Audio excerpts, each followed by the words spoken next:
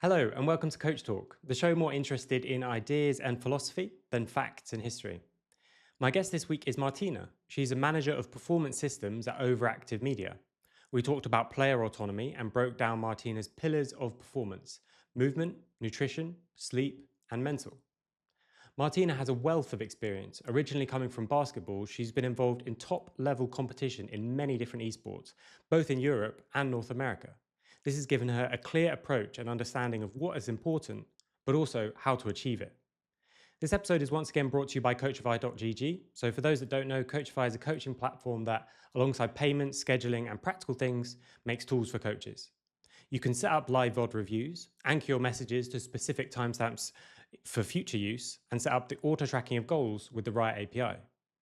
While I was working, even in the LEC, I was just using a pen and paper, so I understand that learning a new set of tools can be daunting. But with coaching as competitive as it's becoming, anything we can do to set ourselves apart is a fantastic opportunity.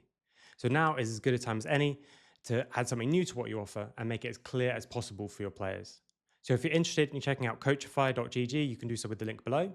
They have a bunch of free options, which I suggest you check out first, although there are extra tools more catered to teams behind a paywall. If you do decide to look into Coachify, please drop me a message on Twitter or Discord and let me know your feedback, as we're working together to try and create the best possible tools for coaches. Lastly, if you enjoy this episode, please like, share, and subscribe.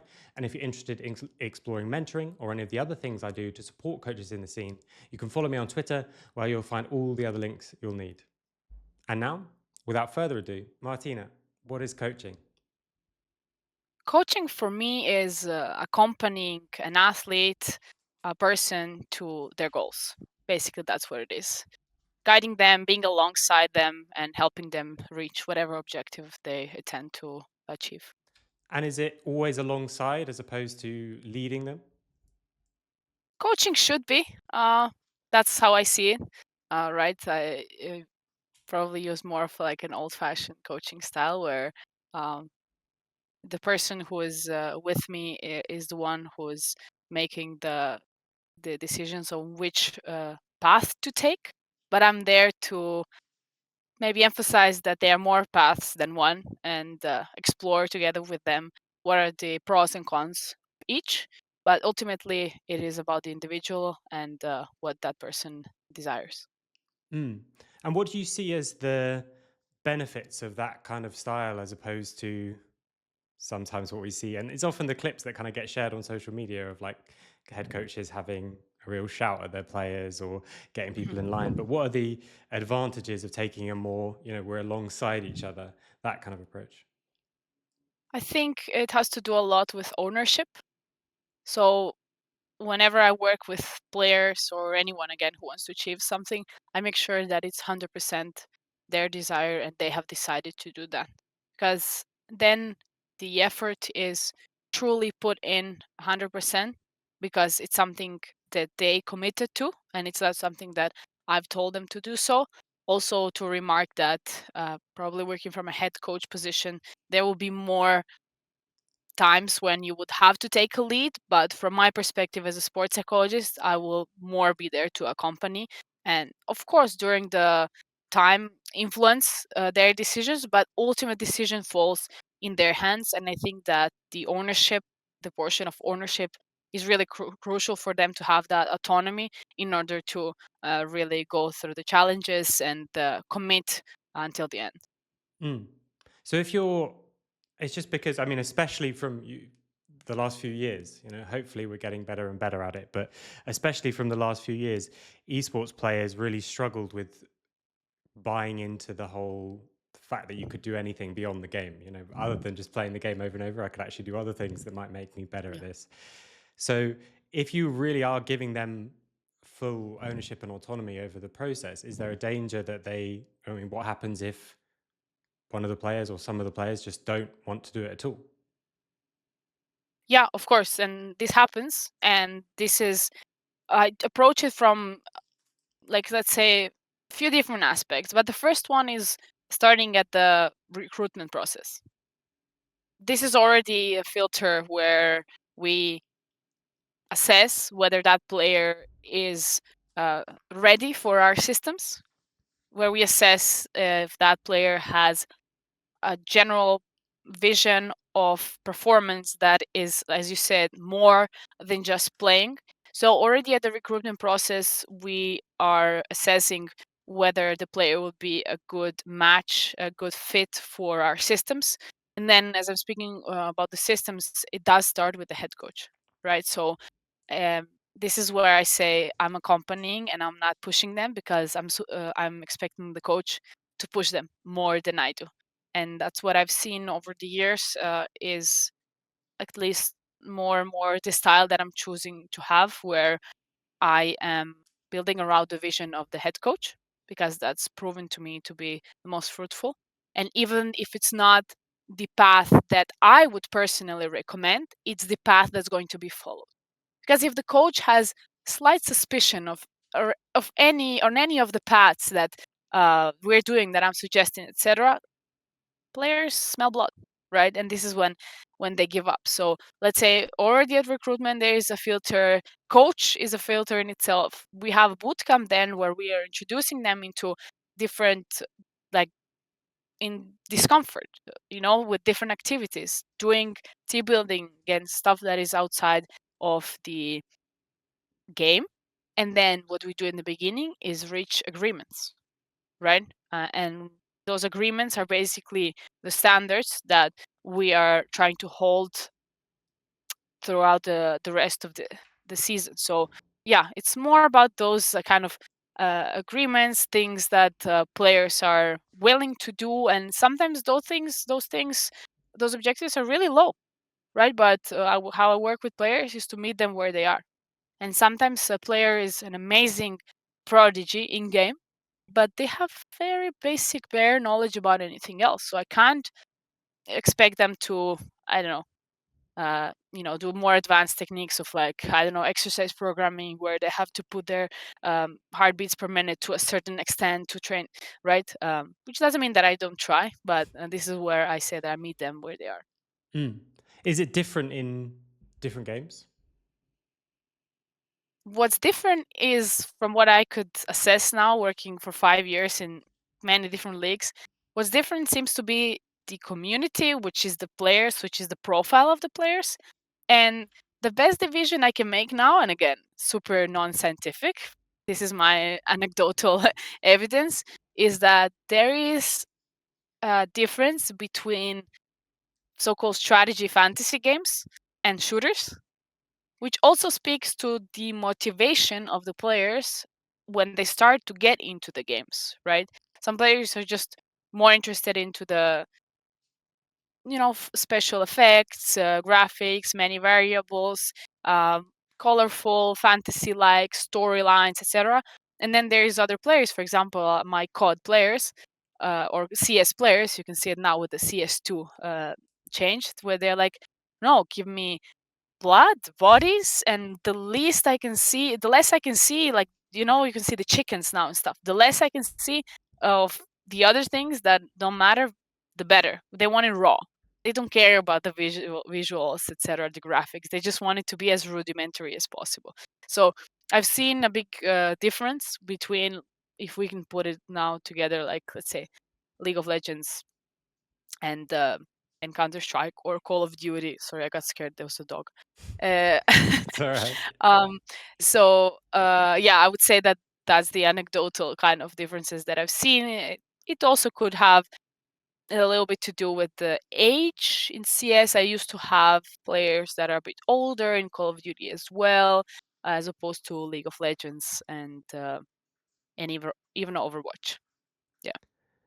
And how does that difference in kind of people, difference in population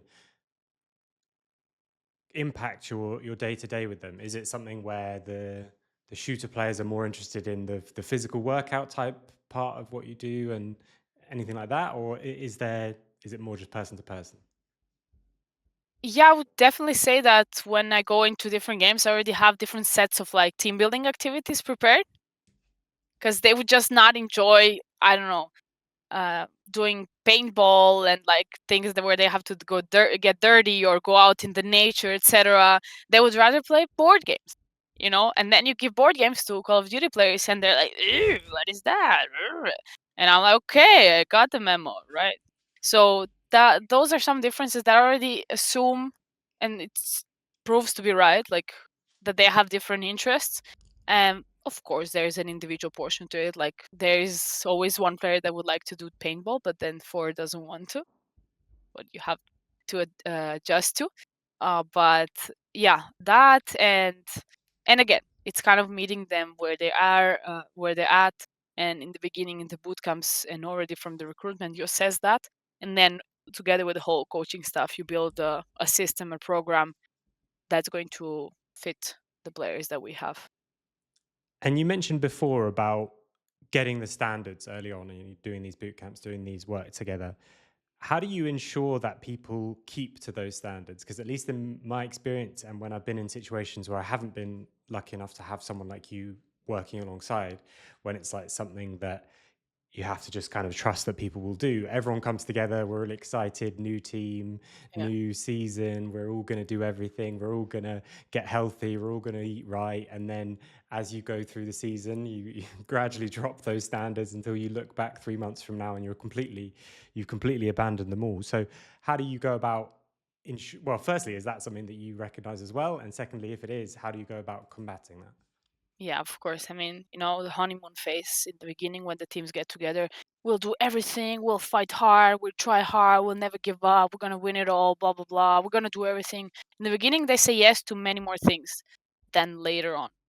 Of course, the stress levels change, the competition schedule is different. In the peak of the season is playoffs, so they want to be medaled with less, etc. So yes, I definitely do recognize that.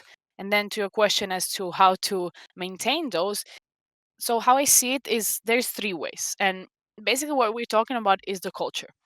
And when you ask yourself what is the culture made of, culture is made out of people. People make up a culture, right? So this is me coming back to the recruitment and people that we're putting in. We need to know like how that's going to influence the whole culture and where do we want to lead this team. So the best way to put it is you have to be the example of what you're talking about, right? So I don't have to tell them things. They see me and they see it. Nothing. I have to say nothing. Literally, I sit in the room, the whole energy changes, the communication changes. I've seen this plenty of times. So this is first thing. Just do what you preach. Don't just preach. Preaching is, they will see very soon. Players see into people and they notice that what they're talking about is just the talk, right? So that's first. And that doesn't go only for me, obviously. That goes for everyone. It's mainly the staff. This is the communication conversation that we hold with staff all the time. Like we're asking from players to do this and that and this. We better be doing it and talking about it. And talking about it as in, I don't know, they can't know that I've been to the gym. Just mention, oh, today in the gym I did this. Just simple stuff where we are exemplifying the culture that we want to see, right? People are culture. That's one. Secondly, I often say what's not in my schedule doesn't exist. And truly, it seems to be so because things happen at the speed of lightning. So, schedules for me are so underrated. And usually in esports, players hate structure and they enjoy chaos. So, players are not going to ask for schedules. They're not going to create schedules. We have to create those and hold them accountable. So, if we agree that our routine on a given day of scrims is going to be some type of movement activity, mobility, mindfulness, whatever, call it warm up, then there's going to be a 10 to 15-minute dedicated every single day before they start. So 15 minutes before whatever the starting thing is, review or anything. So it needs to live on the schedule. We're not going to forget it then because it lives there and we follow the schedule. That's the second.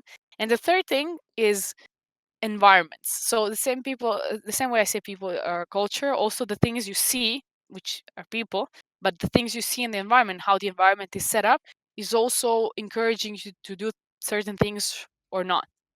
Say, for example, this is all behavioral strategies. Like this applies for everything. Like if you wanna lose weight, don't put sweets in your fridge, right? If I want players to eat better, I'm going to put fruit on the table. I'm not going to even have any options available that would not be endorsed by our systems, right? So That's sort of, let's say, in the specific food part.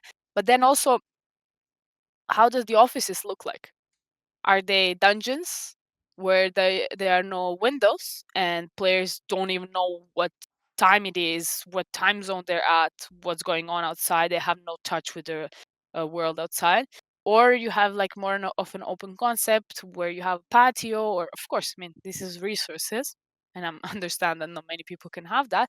But the way you design spaces as well impacts people's decisions. So those three things I think are the most important: the spaces, the people, and the schedule. Yeah, there's so much to touch on there that I think is so good. One of the things that I wanted to mention at the beginning, you were talking about you have to be the example, you have to show the behavior you want. The thing that I always say to coaches that I work with, although it's I guess quite a dated reference now, as I say you have to turn it to 11. So from This is Spinal Tap is a fantastic movie. If anyone's watching and hasn't seen that, just type Spinal Tap 11. But yeah, that idea of if you want everyone to be on time, then as the head coach or as a coach, you should be early. Like you need to be there first. It's never going to be a good, the kind of environment you want where you're kind of sneaking in the back door or something like that to hide being late. Um, so I want to touch on both those things as well. Like optimizing the space is something that's so fascinating to me. But if we can start with the scheduling, because I think, especially with at least what we're seeing in European League of Legends, is a lot of teams being remote since they had to go remote during COVID, and then basically people have scaled back, so they haven't got to all come together and all get that the benefit of maybe having a slightly shared schedule. So, Mm. do you have any tips for people who are listening to this who want to build their own schedule, either like pro players or aspiring pro players? Where would you start if all you've got to do is I want to be as good as possible at this game? Maybe that's a bit too broad, but if possible, Yeah. starting from that stage, what some tips or advice you'd have? I mean, definitely, if you have full freedom, which never happens to be the case in teams, because you always are the slave of the scrim schedule, what other teams align to. So they align that we're going to be playing from 2 to 6. You can't be playing against robots, unfortunately, yet, which is something that I'm always mentioning. It's a huge, huge, huge downside to esports compared to sports. But we are slaves of other teams and their schedules. So set that aside. If you're a person that plays only ranked or solo queue or something like that, and you can't choose your own schedule, again, there's a caveat. When do the best players play? So again, I really think there's huge limitations, and that what I'm going to say is too idealistic, but I will say how ideally you would do. Firstly, I think what's important to figure out for everyone is your chronotype, and your chronotype is to a large portion genetic, and it's basically what is your biological kind of time of like being asleep and awake and most active, and then kind of dozing off. When you figure out what's your peak time of performance, like cognitive performance and physical performance, if you can put your work hours or training hours within that time frame, that would be the best, right? How I like to buffer that as well when it comes to schedules is, for me it works, and then again from various research it's also been shown, apart from the chronotype where you have to adjust, but that exercising in the first portion of the day seems to have most beneficial impact on your health and performance. So exercising before whatever that exercise is, and then going into your kind of work mode, and then of course warm up, etc. So prepare for it, work, and then do something to kind of shut down. And most importantly, something that I don't see, there's no on and off times among teams, oftentimes. Let me explain this better. As there's still a big fight to make this all professional, and like from you asked me about the changes and differences from title to title. There's a huge gap when it comes to professionalism, and it has to do a lot with the publisher. So I have to say, Riot is doing a good job. I don't know about the rest. So what's happening is that if, um, let's say, there is no, like in the community or in the system, there are no clear kind of schedules that are repetitive, like you're playing in the league, etc. Like if you're playing in tournaments only, then your schedule is completely all over the place, chaotic, right? So if you want to maintain some type of schedule and it's kind of idealistic, and then you go into competitive mode and everything is a chaos, is that beneficial or not? Like, should you learn how to adapt or not? But if you're playing and then after that with the team, and then after that you want to play individually, you're kind of on the whole day. When is your shutdown? When do you say, I come to work and then I'm not working anymore? When do you say, I'm performing, I'm training now, and now I'm resting? This switch on and switch off is something that I have not seen enough, and I think is really beneficial when it comes to creating schedules, that you say, I'm going to start now, I'm going to end now. I'm going to have starting ritual, I'm going to have an ending ritual. So your brain will also get the idea, now we're working, now we're on. And now we're not working and now we're off. So I can rest better and I can play better. Right. But what I've seen is like intertwining, doing three things at the same time, watching movies and VODs. No, like choose choose one and dedicate your full attention to that. But that brings other set of concerns with it, such as attention span and today way of functioning with social media, etc. But that's another beast. Yeah, I think as well for coaches, there's still a big tendency to use the number of hours as how hard you're working. And so if all the hours are like half on, half off, then you get to say, I worked 15 hours today. How good am I? I need, I'm just doing so Oh much, yeah, regardless of how useful those hours are. yeah, yeah. And even like I've seen for years players tweeting, I haven't slept at all. Yay me, I'm a hero. I worked so hard. And I'm like, and then everyone's like, wow, retweeting, commenting. That's the community. That's the environment I'm talking about. That also influences. You mentioned finding out your chronotype there. Is there a way to do that beyond just kind of self-reporting, where I feel like I have more energy in the morning? There's tests. There's plenty of tests that are validated. You can find them online, validated chronotype testing that is going to ask you basic questions like, when do you feel most active? When do you wake up? Usually, if you would put no alarm, when would you wake up?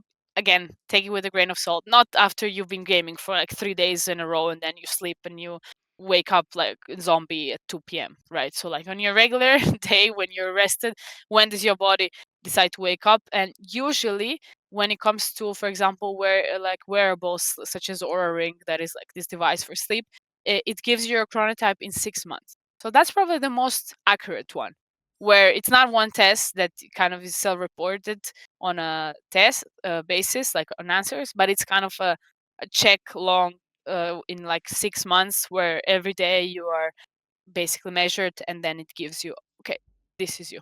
So 6 months of Ring, and you will know it. Great.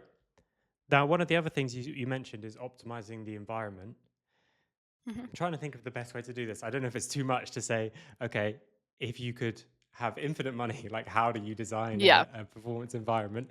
I think or just things to kind of bear in mind, because I do think what you said at the end, where you were saying, okay, people aren't going to have necessarily the resources to shape it exactly how they want, but there is probably Right. still things that we could consider and ways that we could optimize any space, even if we're Mhm. just in, I mean, the most classic gaming one is a house. You're just in a house with, which is maybe not probably designed for the amount of people that are living there, but still that's the Yeah. setup you've got. So what are the kind of things that you're thinking when you are thinking about optimizing space? Yeah, the same way I say the start time and the end time, I would also advise to separate spaces, right? So what I oftentimes see is players staying on their PC where they work for the whole day to later watch movies, anime, Twitter, or even eat at the table. Same thing, right? You're just not almost not giving it enough importance to that space. It's like your holy space, right? But again, as in esports, concerning the topic of professionalism, things are ever changing.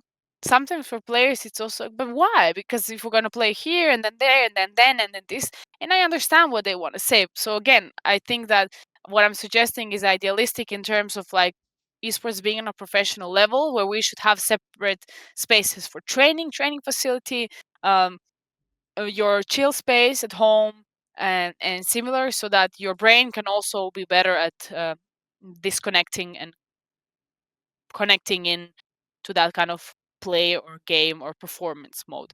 So I think, I mean, during COVID, this was an interesting question, right? Some people were stuck in one room. They're like, how do I separate? Well, you have probably four corners of the room, maybe like that, right? Literally, it doesn't have to be, again, a deal, rooms and like stuff like that. It can be spaces, like design spaces, so that you're also better at shifting um, into one from one mode to another, and you can fully dedicate your attention to what you're actually doing and not be mixed up. So I think, yeah, that would be the biggest one, kind of separating spaces, I think. And even that, what you said there, designing the space, even that as a mindset shift, I think is so important. Where there's a lot of people who, and maybe less so now, but I've come into either gaming houses or office setups where it's almost like it feels like there hasn't been thought put into it, and it feels like if anyone Yeah. put thought into it, it would already be better. Where we maybe would have some uh, natural light in coming into the room. I yeah. remember one of the people that I worked with before, who came from working with sport, he said what we should do is give everyone or put plants in the room or put a plant in the room. And it's like, if your plant dies and the plant is not thriving, how do you expect to thrive? Because the plant is not getting any light, or the air is like never getting refreshed or anything like that. I think that can be useful, although I think I don't know how long any plants would live if you let them be taken care of by players, but maybe a different topic. Yeah. So one of the things that I wanted to get on, you've spoken before about covering the basic needs of players. And I'd love to Mhm. just kind of talk about each one. So one that you mentioned there already, rather than exercise, you say movement. So firstly, why movement and not exercise? Because usually exercise is a word that many people wince when they hear it, and they think that being physically active equals gym and lifting weights, which is not true at all. Actually, to stay fit and healthy for gaming purposes, at least, you don't need to touch the gym at all. You can do most things literally with your body weight or simply by moving.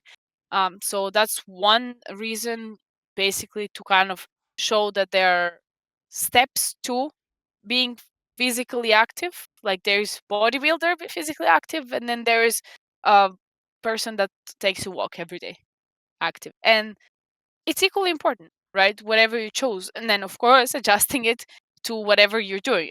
I would not recommend anyone playing esports to become a bodybuilder, to try at the same time, because it literally goes against. Like, you can't be in deficit and then be able to sustain all of that frustration, etc. You're just going to blow up. And I've seen that happen. So, um, movement, again, because of the sedentary behavior. So what I want them to do actually is to move their bodies in ways where they have not been moved for long times at in a given day, or also during life, where if you're sitting and playing all the time, your hip flexors are probably very tight. So if you're not doing any movement where you're extending your leg backwards, like in a lunge position, like that's going to hurt a lot. And that's eventually going to start meddling with your day to day activities, such as walking, right? If we push it to like 10, 20, 30 years. And let it be known,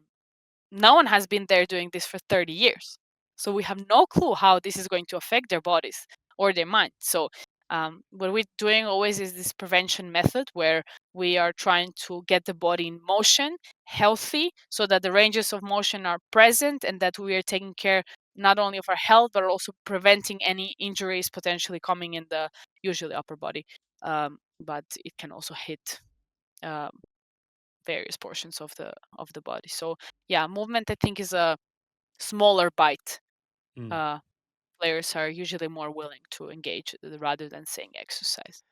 And do you have do you think it's better to kind of schedule larger portions of movement or more little ones? Like, is it okay? once a day go for a longer walk, or is it just after every game get up and move around? Like, is there something you'd Mhm. recommend? One thing I've noticed is that anything you plan for a longer time is usually not the greatest solution, because everything happens in very short bouts of time, from the game itself, how it lasts, to game modes, to the attention they can actually put in, certain tasks, etc. So what I would always recommend, or like put in the schedule, is something when they start. Encourage them to get off their chair when they're in between the games, and then if they can walk to the office and back, or kind of have this walking towards work and walking off to disconnect, that would be ideal. So I would go more with the smaller, more frequently, just so that it becomes something that they do routinely, something that is a part of their day to day, rather than somewhere where they go and lift weights, or like go for like big kind of bouts. And again, some people like more to do sports or go to the gym, and they're really good with that. So great, if they're already there, that's not a problem. More of a challenges with those that don't do anything, right? Do you find it works better if the team is doing these things together, or is that just a like completely separate concern? So you mentioned meeting people where they are. If you've got two people who are very sporty and two people who are not on the same team, do you try and encourage them to do stuff together, or is it just the primary purpose is to just get more movement into everyone, basically? So I always say, for example, when we do warm up and mobility activities, and I think I've changed it this year, is that the main objective is for them to have fun together. Number one. And then is the physical movement. And I think this is something I say to the coaches, or to those that are still not understanding how important the movement is overall. So this is like a play that you can do in order to kind of get a buy-in, right? I need them to have fun together so they can have fun doing movement, right? I don't want them to do movement and then start despising movement and then cross out the whole exercise part, right? So um, almost always in movement and physical exercise, the side objective is team building, right? Especially if there is some type of discomfort involved. So they can see that they can go through it and survive together, right?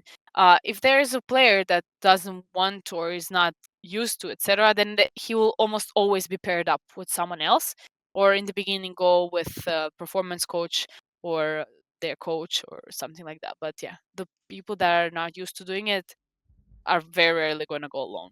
That's for sure.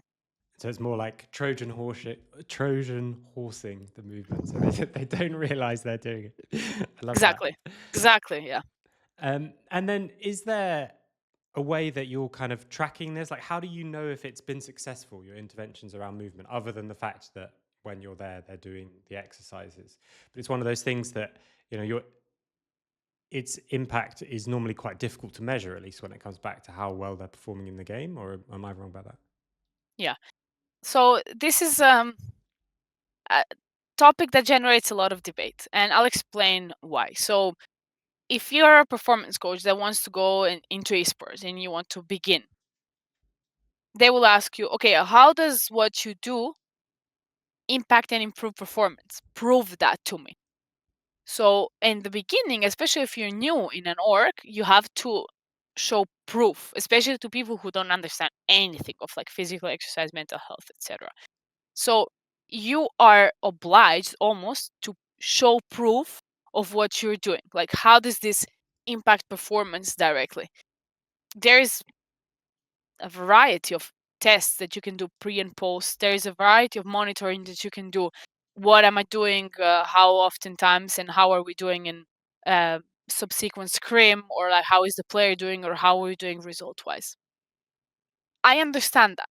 However, I've been in the same company for 5 years. I've done that in the beginning, of course, because you kind of have to show what's going on.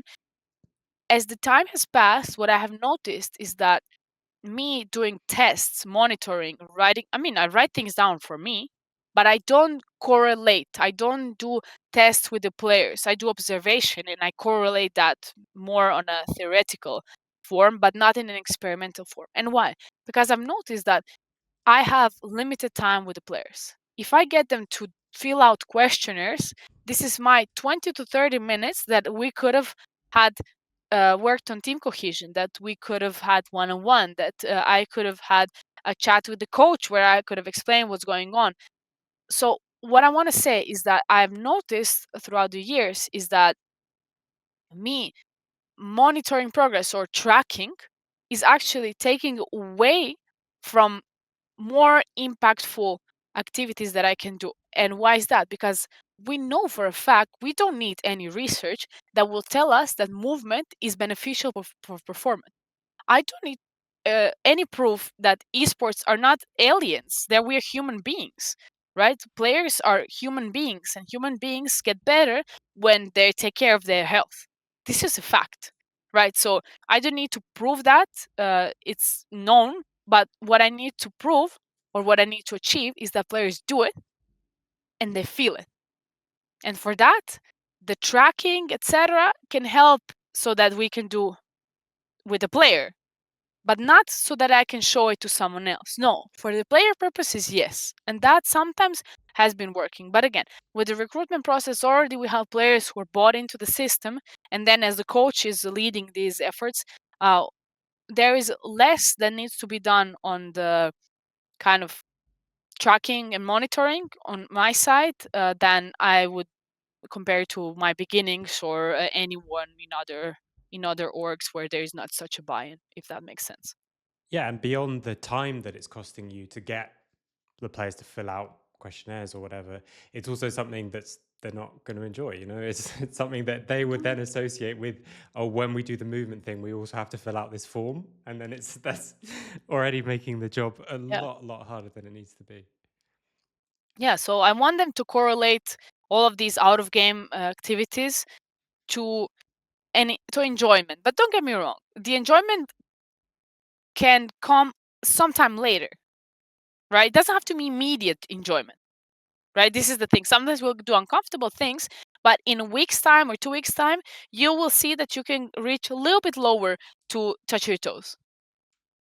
Example, right? So there is also some of that delayed gratification with practice. Not as much as I would like to, never. But you got to take the wins you can. And then the next one of the pillars that I'd love to go over is nutrition. So Mhm. again, in the same way that maybe exercise is a very potentially scary word for some esports players, is there a way to kind of Trojan horse nutrition? How do we do that? Because that sounds very scientific already. Yeah, look, with nutrition, what I've seen is that it's so basic. Like, I'm not a nutritionist, but I also don't have to be to help them. I really don't have to be. There is just some basic stuff that guys like don't eat candy every day. Don't get busted on caffeine, 3 Red Bulls before you start playing. Again, because of blah blah blah, right? So there's like some basics do and do not, or usually it's do more of and do less of. Very rarely it's don't do anything and they stop. Then that never happens. But let's find alternatives. So for me, again, it's behavioral strategies in how I can find a better alternative for ingesting or using something that I like because of the taste, because that's like 99% of why they're taking stuff. To take something that is more beneficial to my health and that's subsequently going to impact my performance. So again, we have let's say in Berlin we have a chef. In Madrid we had a chef as well. They make sure that the food is nutritionally sound and that it fills them with the ingredients they need to. But what I have to do is simply observe and see what are the easiest wins that we can have in order to do more of or eat more of, ingest more of, or ingest less of. Basic. Are supplements things that you've experimented with with teams? I mean, Yeah. For example, I'm in Toronto now. We have like 6 months of winter almost. So I mean, it doesn't even matter. Like players spend time inside. Many of them don't even like to go outside, right? So vitamin D is definitely lacking in most players, especially if their diet is not sufficient. So vitamin D is something that I recommend for everyone to take. And again, this is the caveat. Like, how long are teams having players or a single player in average? Not very long. Is vitamin D going to show significant changes in 3 months? I don't think so. Right? So it's more like showing them what is beneficial for you to take over long term and showing you how this is going to help you. It's a hard buy-in with supplements because those that don't have any understanding of like how the body works or supplements or what's necessary, etc., they're not going to feel any different. So they're going to say, "Why am I even taking this?"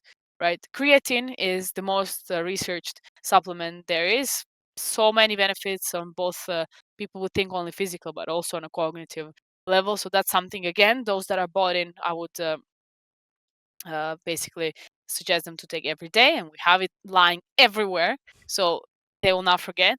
Um, and yeah, but there's some basics, and then there's some others additional like that they can take. Like people that like to take caffeine have noticed that taking L-theanine with that, which is basically naturally present in matcha, and if you take it with coffee, it kind of has a more of a soothing effect.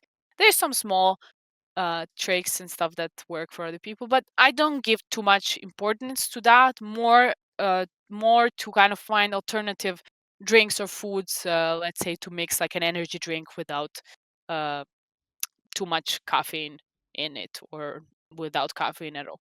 Mm. Examples like this. And are there kind of quicker wins in nutrition in general? It just reminded me of a story when we got into the LEC. I arranged to have everyone have a medical checkup with some of the experts that we brought in, and I think so it's 10 players and like 15 staff or something like that, and it came back that among a lot of other fairly shocking things, I think 80% of people were in the category of being severely dehydrated. Not just dehydrated but severely, I think, was the word that stuck with me. And it is so, I mean, even that was something like, look, if everyone drinks water, this is not something that's like 6 months, a year from now, you might notice some benefits. We might notice some benefits, much quicker. But is there something in nutrition that stands out as like this is a way to kind of get some early wins, so hopefully people can be a bit more bought into the stuff that is going to take longer?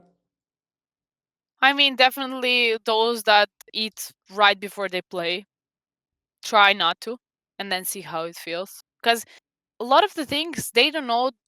Why would that be beneficial? Because they've never tried. They don't even know how does it feel to have your body not inflamed at all. So they've been inflamed for years. Like their body is like aching all the time, but they don't know what does it mean not to ache because they've been aching for years, right? And again, they're young boys. Half of these things they don't feel, but in like 3 to 5 years time, they will feel all of these. So, like I think, for example, that timing of the meals and like snacks, those are easy wins. Like, oh, all of a sudden, if I take a snack, I'm not hangry through the second block of the scrim, so I feel better. Okay, okay. For example, Okay. Then the next one of the basics you identify is sleep as well. So yeah. you mentioned chronotypes before. How do you impact sleep other than just telling people that they should? So we've used historically we've used some wearables. We've also had collaboration with like a sleep clinic as well. So we've had like these big devices that look like watches, but they're not. So we've been doing some testing and working alongside professionals, like third party. And again, that can be going into depth, but there are some basics again that we start with schedule. That's something that's really important that we need to agree on kind of like what is the schedule of the day, when you have to be the most active, when does it make sense for you to sleep, and how does that kind of fit in with the rest of your schedule of your day, um, and to kind of stay disciplined and you know turn off your PC when it's time to, and that depends on them. That's their responsibility, that's their professionalism. So again, this is where a coach has limitations where you can't do things for them, and this is when I really count on their ownership. Mm. And yeah, again, there can be some small supplements when it comes to sleep, like zinc and magnesium, ZMA. um, Again, small things, but usually most important things are the timing, the light, the food before, and the caffeine intake up to a certain time. So there is like some small wins again that you can get that are very basic, and start from there. Mm. For the last couple of months, me and my wife have had a strict time where like no screens on, Mm, which is sort of an hour or a couple of hours before we go to bed.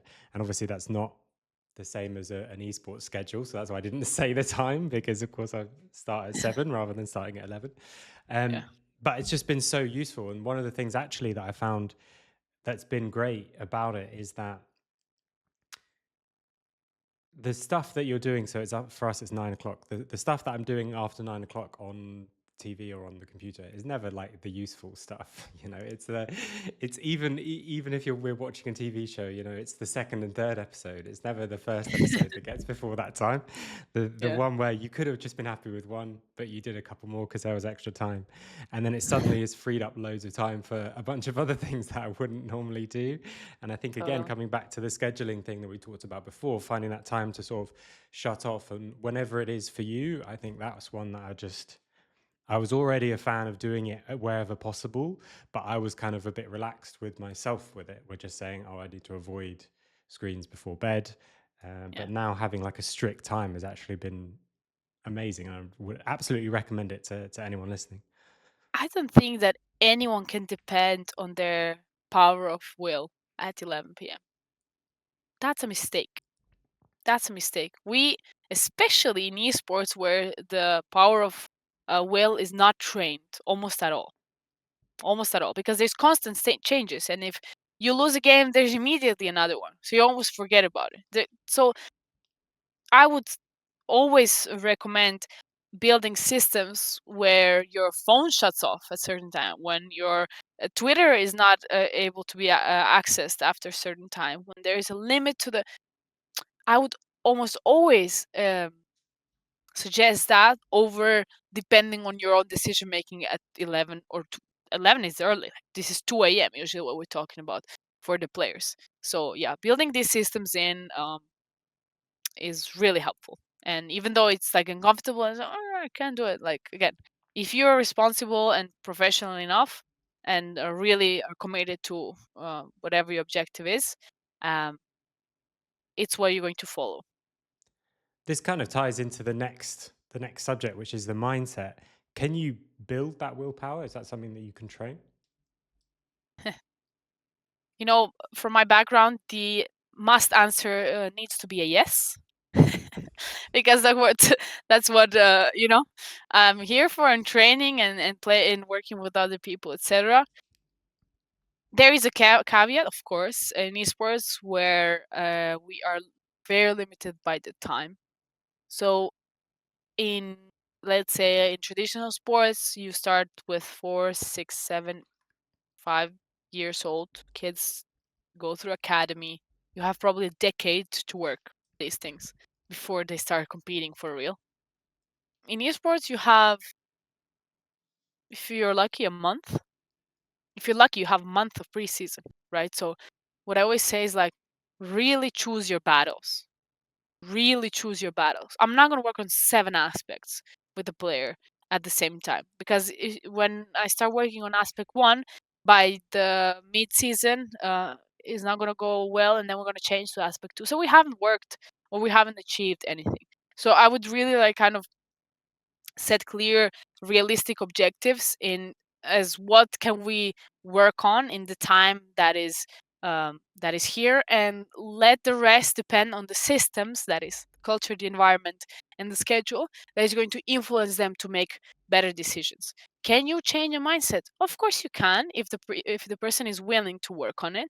But then is the question of the growth and fixed mindset, and how deep is the player in one or the other. Sometimes you're just going to bang your head against the wall if you're trying to force something into a player that is not ready to take it. So my approach is planting seeds. That's my approach. I have no expectation of them to change. I'm not getting into working with them to change. That's already a failed beginning from my point of view. So, how do you work out where to prioritize? You mentioned I'm not going to work on 7 things, we just have a month. So, if you had 7 things to work on, how do you actually identify these ones I should do and these ones I shouldn't? Is there a consistency, or is it player by player? So it goes back to the beginning of this interview where I let them take ownership and I see what their interests are because they will need to do the work, not me. So it's not what's interesting for me, it's what's interesting for them. What they see makes the most sense.